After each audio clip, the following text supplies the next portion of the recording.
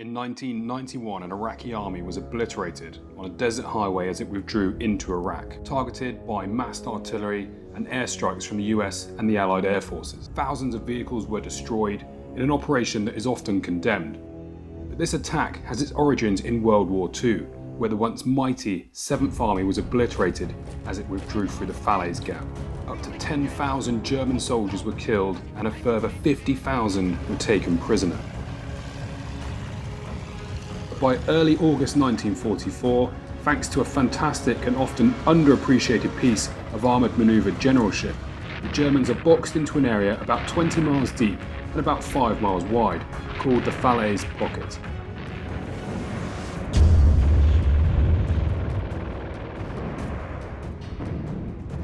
Because of the restrictions of the terrain, surrounded on all sides by high ground, Germans are trying to push back east towards Germany to avoid being caught in the Allies' trap.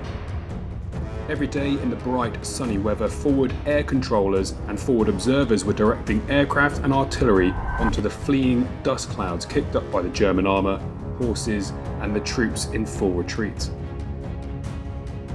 In this video, I take you to a deadly river crossing that bore witness to hundreds, if not thousands, of German deaths.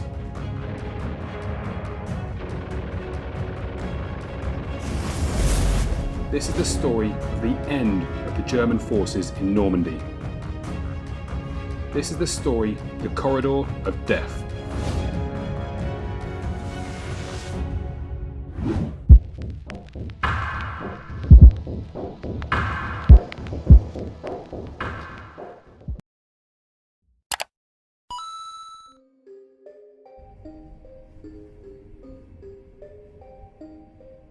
Well, I'm back in Normandy, and quite frankly there is nowhere I'd rather be. In this video we visit Falaise to look at the destruction of the once mighty German 7th Army. It is estimated over 10,000 German soldiers were killed in the Falaise Pocket, with another 50,000 taken prisoner.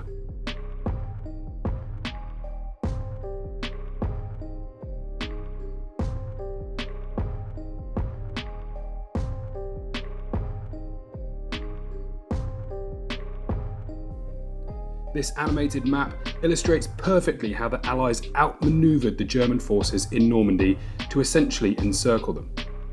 Trapped in a pocket centred on the town of Falaise, the Allies controlled the high terrain all around the pocket, able to observe the Germans withdraw east back towards Germany.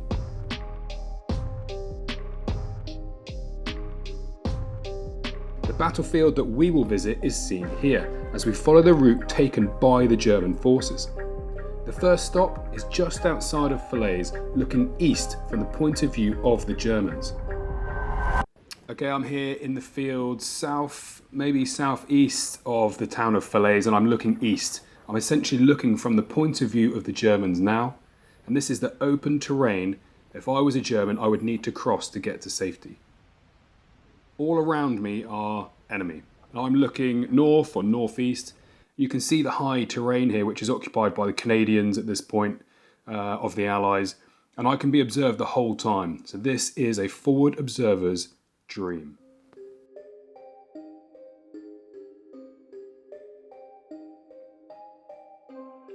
Marauders of the 9th Air Force cross the Channel to massacre the Germans as they try to escape the quickly closing trap round Falaise.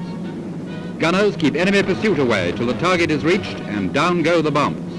Thunderbolts, Lightnings and Mustangs have all helped to make the pocket, holding the Germans, the most heavily pounded spot in Normandy. These bombs all add their quota to the chaos and confusion below. A heavy cluster goes down to add full measure to the havoc.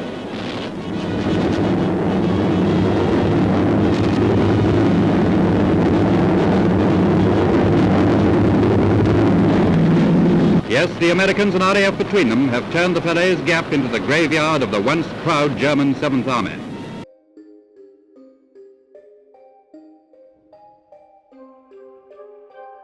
I mentioned earlier the summer fields and the observation available to the Allies. And even from this only slightly elevated position at Saint-Lambert, I can see the avenue of advance largely unimpeded. As a forward observer myself, I probably wouldn't even need to adjust the rounds as long as the fall of shot was in this valley and in and amongst those enemy dust clouds.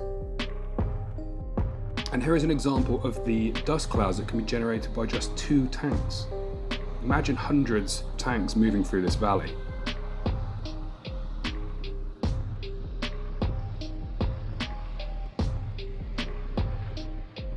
Our next location is at the first obstacle that the Germans had to cross, the River Douve.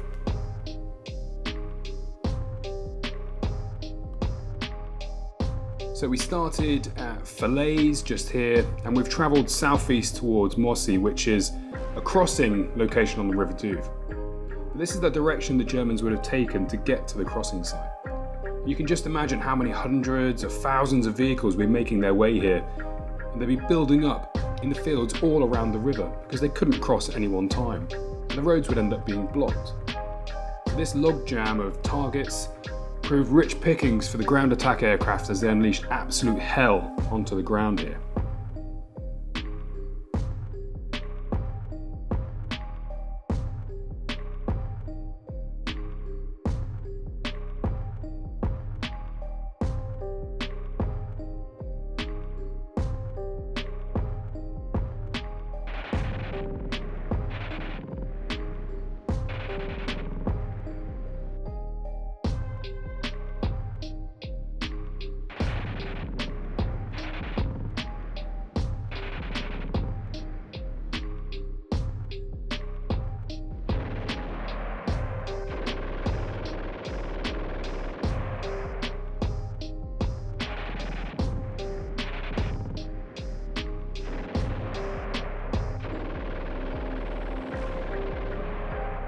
Although this picture isn't great quality, you can see all of the destroyed vehicles in the field around the Moissy Ford.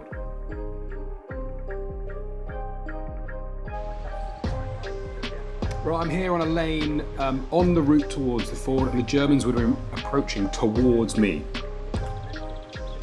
This view now looks down towards the crossing. Again, it would have been absolute carnage here as soldiers, just like cornered animals, would be trying to escape. Keep an eye on those 2 trees. You can see them in this photo.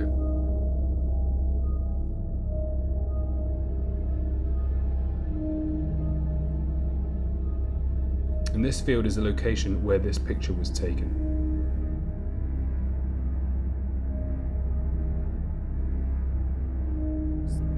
Now let's make our way down to the ford then. So it's strange to walk in these footsteps on such a beautiful day, and just trying to imagine the absolute fear and chaos and panic that the Germans must have experienced. Just imagine hundreds of soldiers and vehicles trying to get across this ford. It looks pleasant today, but the photos I'm going to show you give an idea of just the death and destruction that occurred here in August 1944. And this river is not deep at all, but it's the steep banks that prove to be the issue. It's essentially like an anti-tank ditch.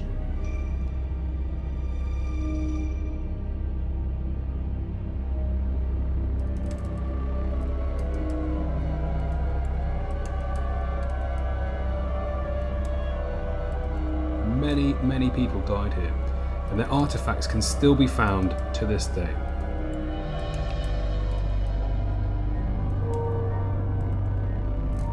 And at Moissy, the death came from above. In total, it is believed that over 10,000 Germans were killed in the retreat, with a further 50,000 eventually taken prisoner. Some estimate that 15 divisions were trapped in the Falaise Pocket, with only 20,000 Germans managing to escape.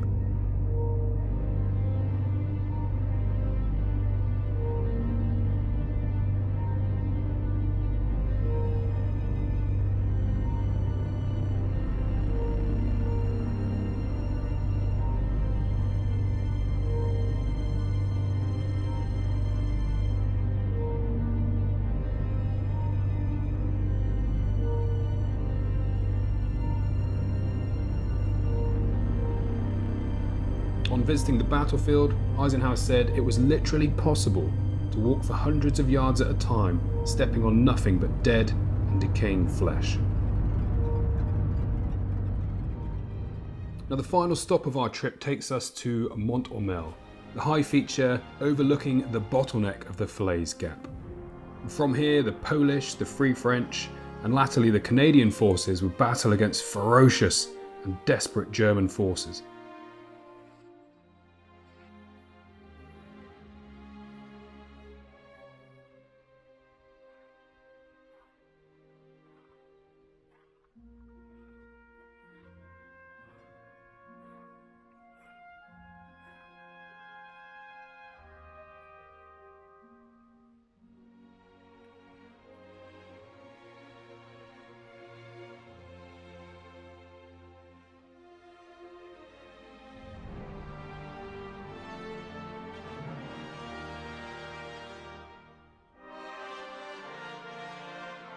This location deserves a video all on its own, looking at the bravery of the fantastic Polish forces who fought here.